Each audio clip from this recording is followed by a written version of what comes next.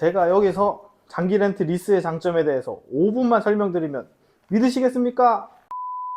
같은 차를 타는데 누구는 120만원, 누구는 60만원만 냅니다. 똑같은 신차에 둘 다 보험도 적용이 돼요. 근데 차이를 솔직히 잘 모르시겠죠? 이 영상을 끝까지 보시면 장기 렌트랑 리스 왜 안 타? 라는 생각이 절로 드실 겁니다. 예를 들어 같은 차를 놓고 A씨는 할부로 한 달에 120만원, B씨는 장기 렌트로 한 달에 60만원만 낸다고 해볼게요. 두 사람 다 새 차로 출퇴근도 하고 여행도 가고 사진 찍어 올리는 것도 같아요. 겉에서 보면은 별로 차이 없어 보이는데 통장 안에서는 아주 다른 일이 벌어지고 있습니다. A씨는 매달 120만원을 차에만 몰아서 쓰고 있고 B씨는 매달 60만원만 차에 쓰고 60만원이 남아요. 한 달에 60만원이면 1년에 720만원, 1년이면 무려 3,600만원입니다. 이 3,600만원을 그냥 소비로 다 날려버릴 수 있지만 요즘 많이 하시는 고금리 적립, 주식 투자, 사업의 준비 자금 혹은 비상금으로 묶어둘 수 있죠. 그러나 할부 120만 원이면 내가 벌어온 돈이 매달 차값으로만 빠져나가게 됩니다. 반대로 장기 렌트로 60만 원, 남은 60만 원을 투자 혹은 저축으로 가게 된다면 차를 타면서도 내 자산을 쭉 올라가는 계단처럼 쌓는 구조가 되는 거예요. 특히 요즘처럼 금리도 그렇고 물가도 그렇고 돈이 돈을 버는 구조인 시대에서는 나는 매달 차에 얼마를 쓰고 그 외에 남는 돈으로 계속해서 뭘 쌓을 것이냐, 이 질문이 굉장히 중요합니다. 장기 렌트랑 리스가 무조건 정답이다? 물론 그건 아니지만 같은 차를 타는데 120만 원을 내냐, 60만 원만 내냐, 그리고 남는 60만 원을 어떻게 쓰냐, 요거는 굉장히 큰 차이가 있습니다. 3년, 5년 뒤에는 내 자산의 그림이 완전히 달라질 수 있다 라는 관점에서 한번 보시면 좋을 것 같아요. 진짜 장점은 영상 뒤에서 한 번 더 설명해 드리도록 하겠습니다. 자, 이제 현금 보유 관점에서 토대는 쌓았으니까 이제 진짜로 구조를 한번 뜯어볼게요. 많은 분들이 차를 볼 때 딱 한 가지 관점에서만 봅니다. 얼마짜리 차를 타느냐. 4천만 원 정도의 차를 타면 와, 4천만 원짜리 타네, 이렇게 생각을 하죠. 근데 현실에서 우리 통장에서 빠져나가는 건 4천만 원이 아니에요. 한 달 카드 할부값, 보험료, 자동차세, 정비, 타이어, 소모품, 그리고 언젠가 이 차를 팔았을 때 남는 값, 이 모든 것들이 섞여서 내가 한 달에 얼마를 쓰고 있는지를 결정합니다. 문제는 이걸 대부분 제대로 계산해보지 않으셨다는 거예요. 그냥 할부 120만원, 보험 10만원, 한 130만원만 내면 되나? 이러고 끝이 납니다. 이 렌트 리스의 장점은 사실 되게 단순합니다. 차에 들어가는 돈이 얼마냐, 이거를 딱 한 줄로 명확하게 해줍니다. 한 달에 얼마, 1년에 얼마. 이게 생각보다 엄청 큰 차이를 만들어요. 한번 알아볼까요? 예를 들어 월급이 300만 원이라고 해볼게요. 여기서 집세 나가고 데이트비, 통신비, 식비, 카페, 너무 많은 게 나가죠. 남는 돈이 대충 감으로는 알겠는데 차에 정확히 얼마를 쓰고 있는지는 생각보다 잘 모릅니다. 반대로 장기 렌트 리스는 내가 계약한 그 사인 한 줄에 월 58만 원, 딱 그 한 줄로 고정이 되죠. 물론 옵션에 따라, 선납금에 따라, 보증금에 따라, 이렇게 조건에 따라서 달라지긴 하는데 어쨌든 내가 매달 차에 얼마를 쓰고 있는지 이거 하나는 굉장히 명확해집니다. 그래서 좋은 점이 뭐냐, 내 월급에서 이 정도면 부담된다, 괜찮다, 이 차로 가느냐, 한 급 낮추냐, 이걸 머리가 아닌 숫자로 판단을 한다는 거예요. 감정 말고 숫자, 이게 굉장히 큰 장점입니다. 차를 현금이나 목돈으로 구매하게 되면 가장 아픈 구간은 처음이에요. 3천만 원을 모아두고 2,700만 원을 차로 썼다? 통장은 갑자기 300만 원만 남게 되는 거예요. 심리적으로 되게 불안해지죠. 비상금이 없다. 병원비 생기면 어떡하지? 사업하는 분들은 매출이 떨어지면 어떡하지? 반면 장기 렌트나 리스는 초기 비용을 확 줄이거나 완전 0원으로 만들 수 있습니다. 즉 목돈을 차에 묶어두지 않고 비상금으로 쓰거나 투자를 하거나 사업을 하거나 이렇게 활용이 다양하게 된다는 말이죠. 차는 매달 조금씩 내면서 타고 내 자본은 내가 컨트롤 가능한 영역에 두는 것, 이게 금융적으로 보면 굉장히 큰 장점입니다. 특히 자영업자, 프리랜서, 사업하시는 분들한테는 더욱 그렇겠죠. 차는 타는 순간부터 가치가 계속 하락하게 됩니다. 오르지 않는 재산인 거예요. 3년, 5년이 지나면 시세가 쭉쭉 내려가죠. 현금이나 할부로 차를 내 소유로 가져오면 이 시세 하락을 내가 다 떠안는 구조입니다. 중고로 팔 때 생각보다 가격이 덜 나와도 사고 한 번 나서 시세가 크게 하락이 돼도 이건 그냥 내가 안아야 될 리스크인 거예요. 근데 장기 렌트 리스는 구조가 조금 다릅니다. 렌트사는 이 차를 몇 년 동안 얼마에 빌려주고 계약 기간이 끝나면 이 차를 다시 중고로 팔 걸 생각하면서 처음부터 리스크를 계산해 둡니다. 그래서 내 입장에서는 내가 이 차를 팔고 얼마를 받을 수 있을까? 지금 팔면 손해인가? 버티는 게 더 나은가? 이 고민에서 꽤 자유로워져요. 감가상각이라는 이 머리 아픈 리스크를 내가 아니라 렌트사가 떠안고 가는 구조라고 생각하시면 됩니다. 특히 차를 잘 모르거나 중고차 시장이 부담스러우신 분들한테는 더욱 유리합니다.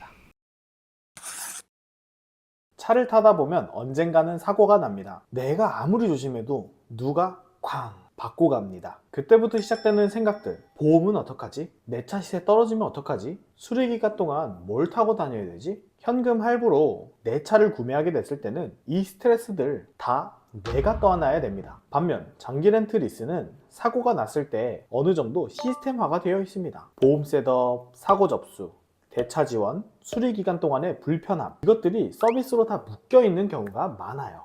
그래서 실제 장기 렌트를 타고 계신 분들 중에서는 이 부분을 가장 크게 말하곤 합니다. 사고가 났을 때 크게 신경 쓰지 않아도 되는 것. 돈도 돈이지만 멘탈, 시간, 귀찮음, 이 모든 것들이 한 방에 해결이 되는 거예요. 특히 회사 다니면서 바쁘거나 집안일, 애들 케어 이런 것들을 하시는 분들 중에서는 이래서 렌트를 하는구나 실감이 나실 겁니다. 이 부분은 모든 분들에게 해당되는 내용은 아니지만 사업자분들에게는 매우 중요한 포인트입니다. 내 개인 명의로 차를 사게 되면 그냥 내 사적 지출이에요. 하지만 회사 명의로 장기 렌트나 리스를 이용하게 되면 회계상 비용 처리, 세금 절감 측면에서 유리한 구간들이 생깁니다. 당연히 여기서는 무조건 세금이 줄어든다 라고 말을 할 수는 없는데요. 업종, 소득, 사용 목적, 차량에 따라서 케이스가 완전히 달라집니다. 그래서 한 문장으로 정리하면 이겁니다. 사업자라면 장기 렌트랑 리스는 적어도 세무사랑 한 번은 얘기를 해볼 필요가 있습니다. 그냥 예쁘니까 차를 사는 게 아니라 사업 비용 구조 안에서 차를 어떻게 가져가는 게 유리한지를 설계하는 거죠. 그 출발점에 장기 렌트랑 리스가 있다는 사실 명심하시길 바랍니다.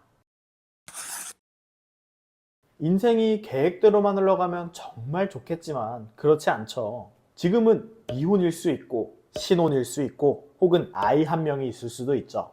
근데 3년 뒤, 5년 뒤에 나는 완전히 다른 삶을 살고 있을 가능성이 큽니다. 아이가 많아져서 카니발을 탈 수도 있고 회사를 옮기면서 출퇴근 거리가 2배가 될 수도 있습니다. 아예 차가 필요 없는 동네로 이사를 갈 수도 있는 거예요. 4천만 원을 들여서 차를 샀는데 이땐 이렇게 생각을 하게 됩니다. 아직 3년밖에 안 탔는데 지금 팔면 손해 아닌가? 좀 더 타다가 바꿀까? 즉, 내 삶은 바뀌었는데 차 때문에 몸이 묶이는 상황이 많이 발생합니다.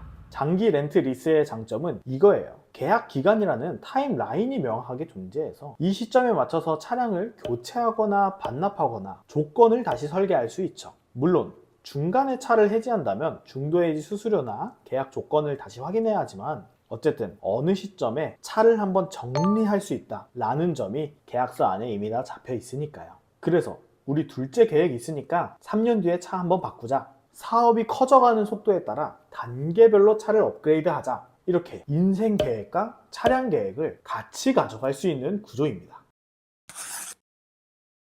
여기서 사람 성향이 완전히 갈립니다. 그래도 내 차가 좋다, 실제로 잘 쓰기만 하면 된다, 관점의 차이입니다. 근데 요즘 젊은 세대, 돈을 좀 보는 분들의 사이에서는 집, 차, 내가 꼭 소유해야만 행복할까? 내가 실제로 누리는 경험이 더 중요한 것이 아닌가? 장기 렌트 리스는 차를 소유한다기보다는 사용에 집중하는 방식이에요. 필요할 때 적정 비용만 지출하면서 리스크는 최소화하고 내 삶이 바뀌면 조건도 같이 바뀌는 것. 어떻게 보면 구독하고 굉장히 비슷한 방식입니다. 물론 그래도 차 하나쯤은 내 명의로 가져보고 싶은데 이런 로망도 존중해야 합니다. 다만 내가 진짜 원하는 게 내 이름이 적힌 차량 등록증인지 아니면 내가 차를 편하게 사용할 수 있는 것인지는 한번 명확하게 확인해 보셔야 합니다.